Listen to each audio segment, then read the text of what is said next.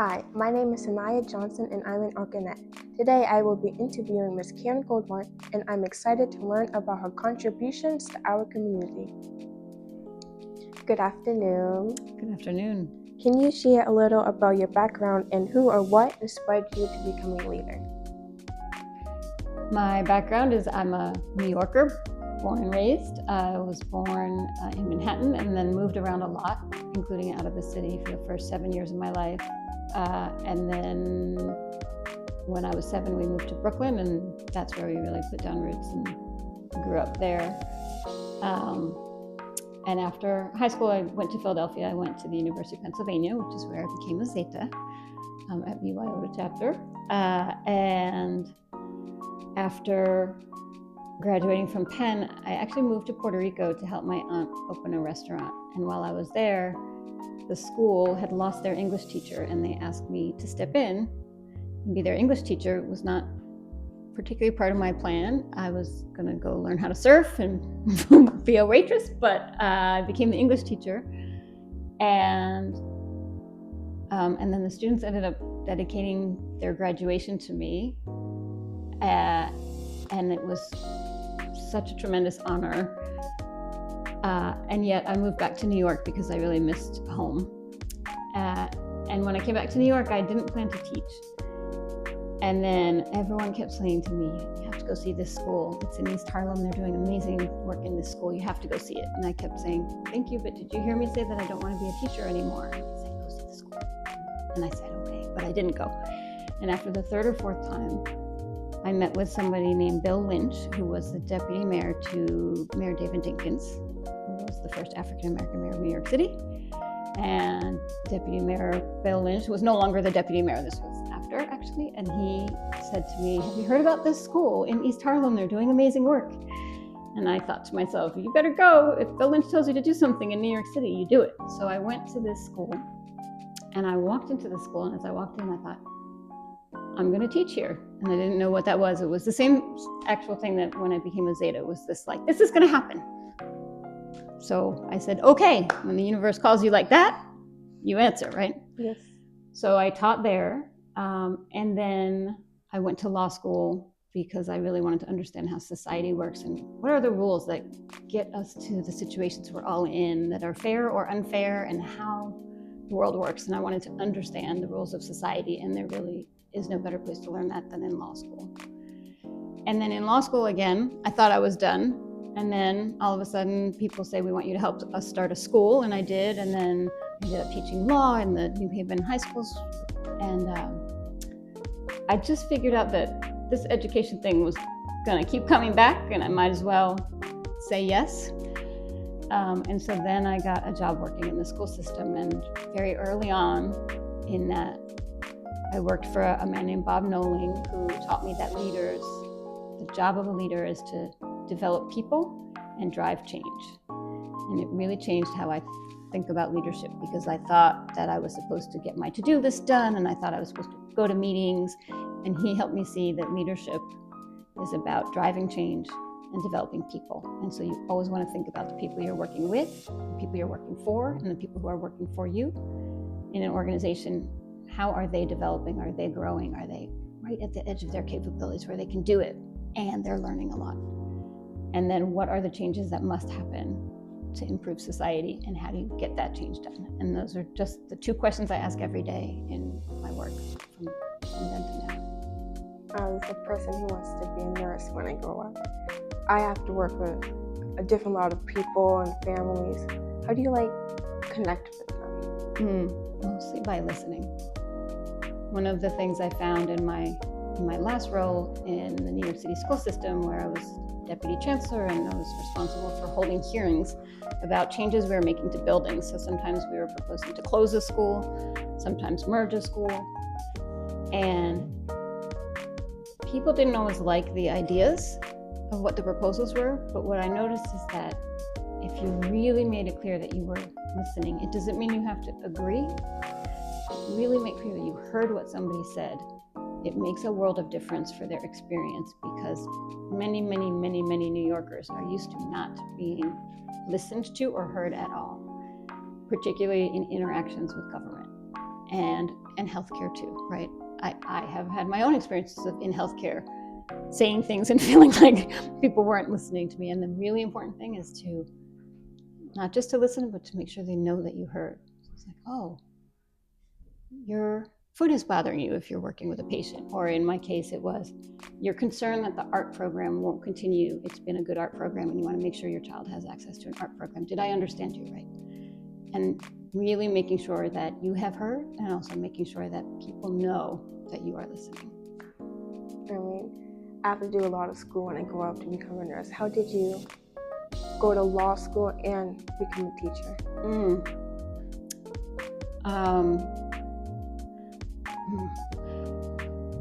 So, school, it's hard. I don't, hopefully it doesn't feel this way to you, but when I was younger, I didn't think of school the way I think of it now. So now I view it as a luxurious time when all you need to do is think about what you want to learn, and you get to learn things and you don't have to work, or sometimes you do have to work, but I did actually work in college and in the summers in law school. But the amount of pressure on in school feels different once you've been out a little bit. And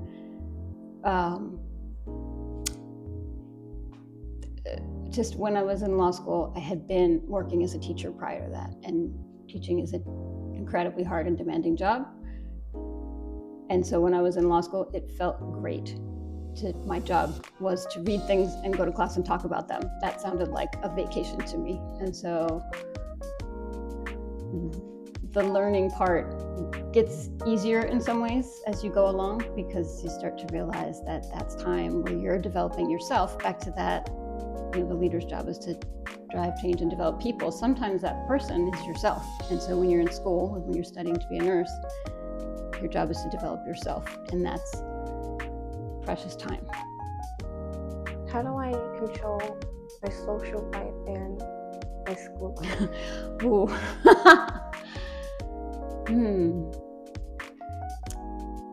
So for me, I had to learn to do that when I was, for example, in my first year of college, I had no idea how to manage those two, and I would always go to the party. But I learned that the parties are eventually all the same. So you don't need to go to all of them. So you can start to choose. Whereas the learning is not always the same. A science class is different from a math class, and some classes would demand more of me because they were harder for me, like accounting, where I actually didn't do very well and had to fight for every, I got a C, but I had to fight for it harder than some of the A's I got in other classes. And so what I started to do was just figure out, I'm allowed to go to the party if I have completed this much work, and really starting to measure that. But I wish somebody had helped me figure that out a little sooner. Looking back at the beginning of your career, was there a moment that changed how you viewed leadership or service? Well, leadership, I already talked about it, really is that moment when Bob Nolan taught me what leadership is. So service. So I will say that I've learned a lot about service from being a member of Zeta Phi Beta.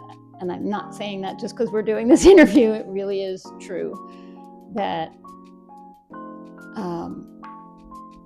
I did not have a ton of community service in my life until I became a Zeta. I had teaching, because that always happened for me by accident, right? Like I would become a tutor and just couldn't happen. But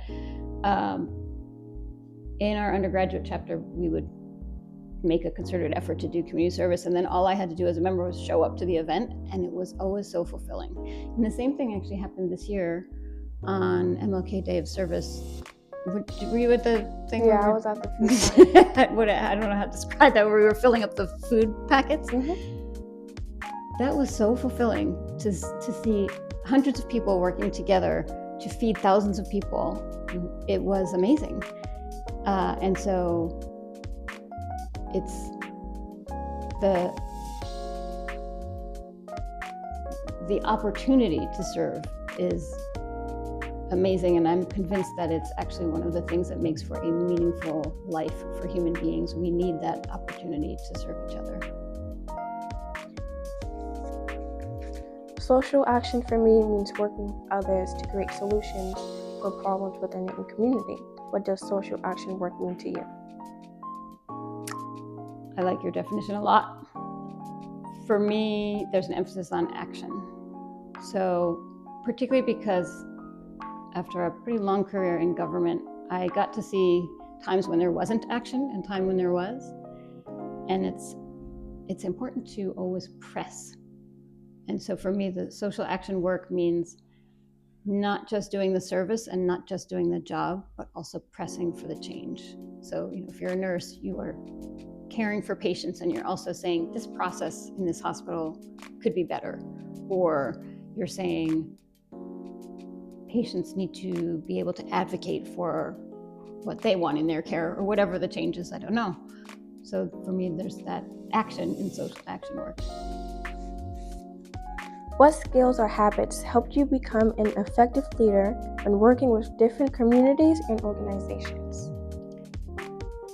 So I really, through experience, came to believe that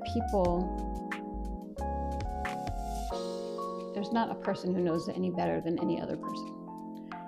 And so some people are responsible for decisions for thousands of other people, right? The mayor of New York City is responsible for decisions that affect all of us and 9 million people in New York City. But one person does not know any better than any other person. The real way to get to answers is through dialogue, and that together we generate better answers than one person alone or one organization alone or one government agency alone. And I really believe you have to enter a room not just acting like that, but actually believing it. And that's been how I've tried to enter rooms. Just really, I do not think that I know the right answer. I just know there's a problem that we have to solve together. And that has allowed me to work with lots of different organizations because I know that the answer is something we can generate together. And that's what makes for genuine collaboration, is if you really, really believe it. I mean, people of all different backgrounds coming together. It's amazing. I'm a junior in high school, especially interested in nursing, as I said, because I want to work with communities and helping improve the health outcomes of babies in the NICU. Mm-hmm. As someone who works to improve education and communities, what advice would you give young women like me who want to pursue a career in healthcare while also serving their communities? Well, so the first thing I just want to say is that maybe I can do this without crying, maybe not. My baby was in the NICU. It's an amazing job. And my baby is alive today because somebody like you, only a little bit older now, was there to take care of her when I couldn't and when she needed really specialized care. So thank you in advance, because the moms don't always get to thank the nurses. I mean, my two youngest sisters was in the NICU, so. Yeah. So it's a really important place. If you feel called to do that work, do it, and don't let anything get in your way, because who knows what your call is. I didn't know it was going to be education, but I had to get called 4 or 5 times to pick up that message. It sounds like you already have that message. Don't let anything get in your way, because there's some reason that that's your call, and that's your calling. Number 1. Number 2, everybody you meet who is a nurse, talk to them, because everyone has a different path, a different story of how hard or easy it is. And the more of their stories that you know, the more you'll be prepared for whatever your path is. Number 2, when you find the NICU nurse, then you're like, oh, okay, can I get your number? Can we have lunch? Can we have coffee? And you want to hear about their experience. And again, their experience won't necessarily be yours, but the more you have talked to people who've done it, the more you're assembling your kind of view of the landscape of that job. And then let me say it as a positive. You gotta really go hard on math, because that's in healthcare, that's the thing. And the math that is required for nursing is absolutely attainable. There's a lot that happens for us in school. I had this myself around math, particularly for women. It can be a hostile environment sometimes in a math classroom, and we don't even know. You got to just put all that to the side. You have to know that you can do it. There's no question that you are capable of doing the math that is required. And it just is a question of the time, the effort, finding the right teacher, finding the right class, and all of that. So you just have to know this is something that women in this country navigate on a regular basis. And it's just a weird thing about this nation. It's not even true in a whole bunch of other countries. But it's good to know. Sometimes it's good to know if there's like a bump and an obstacle in the landscape ahead. It's just like, this might be one where this society might try to knock me down, and I just have to know I have a calling. I'm not going to let it knock me down. What changes do you hope to see in education and community health in the next 10 years, and how can young people start contributing to that vision now? Well, I have a lot of changes I want to see in education. In community health, I have to say I know a lot less, but I'll try. So in education, I think that we're a little lost. Normally in education, we know what kinds of jobs we're preparing young people for, and so we can figure out, well, what are the skills and what do we need to do to teach these skills in the classroom?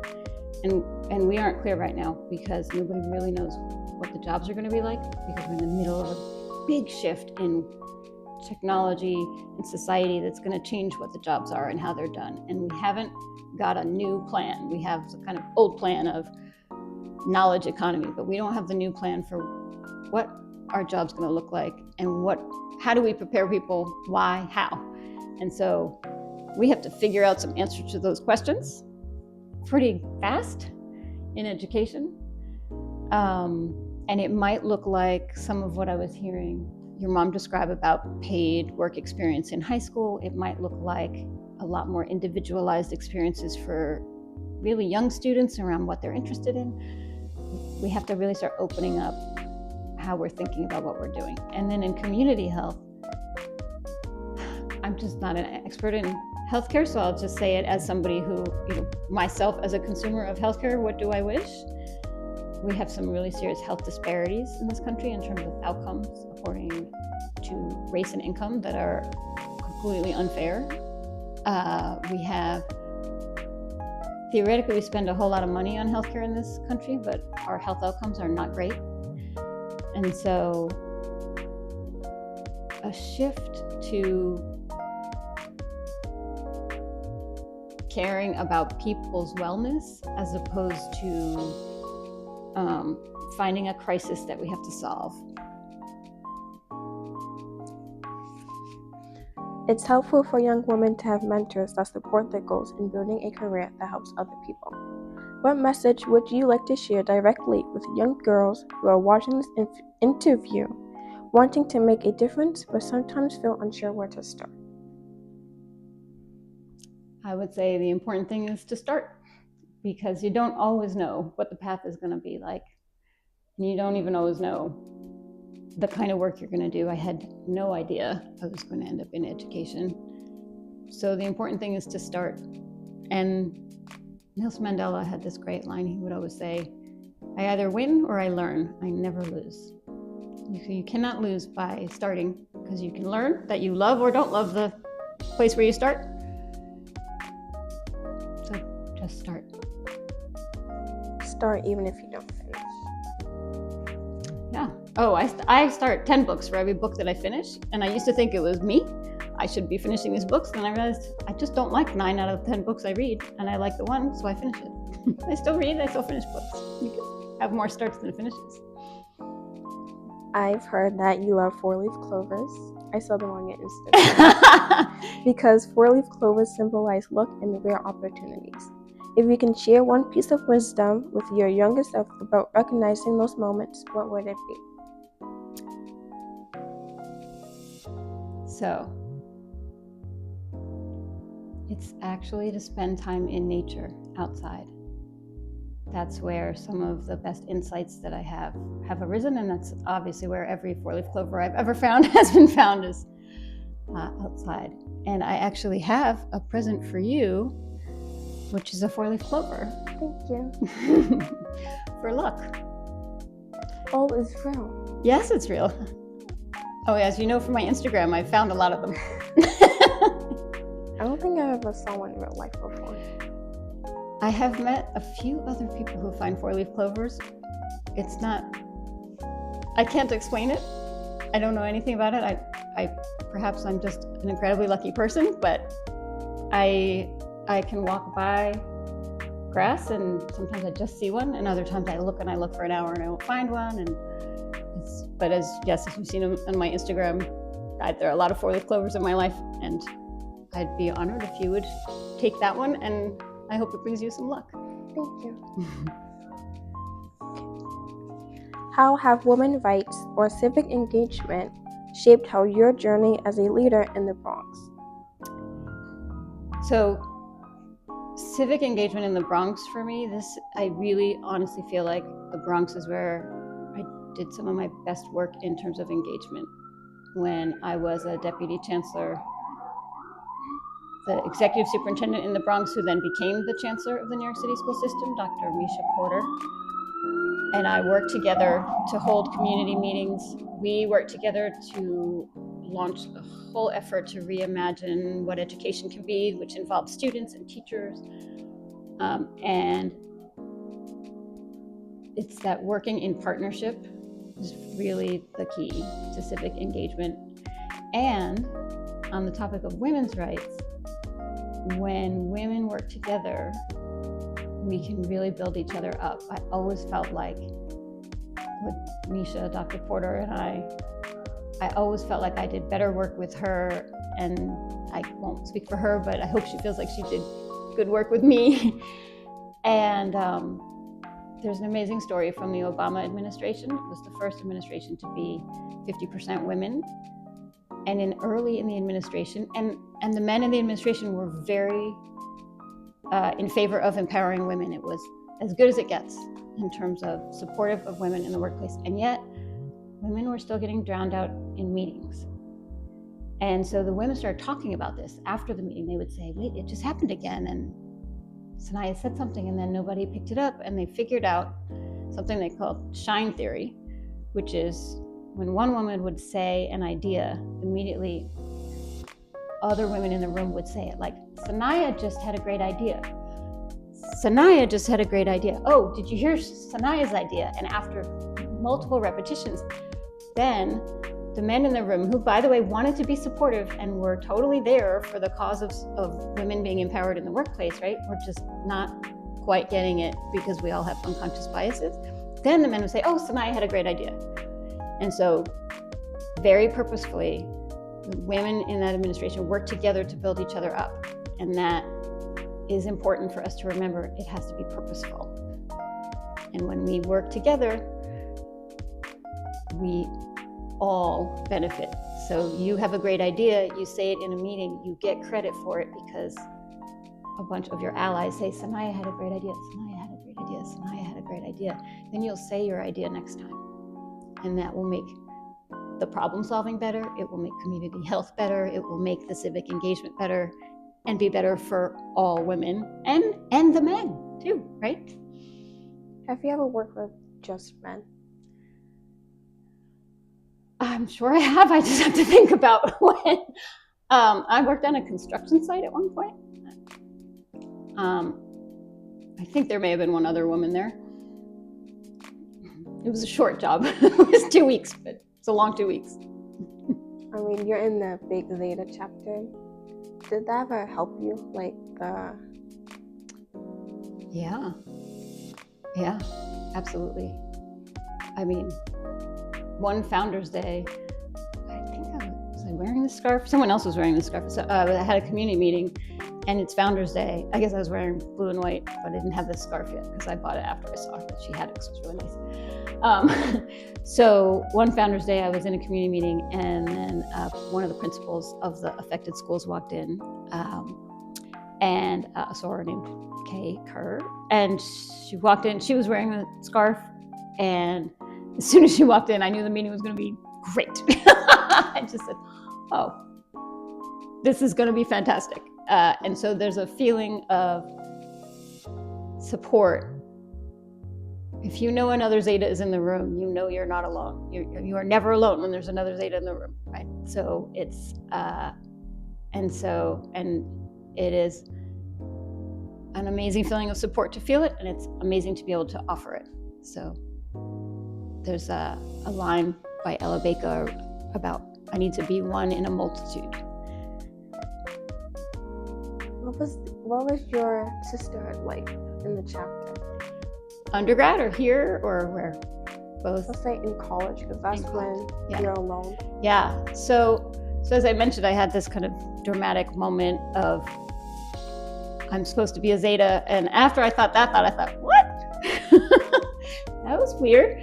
I was watching what's called a probate show, and I had some good friends who had just become Zetas, and they came in the probate show, and I remember distinctly thinking, I belong here, and I thought, that is an incredibly crazy thing to think, Karen.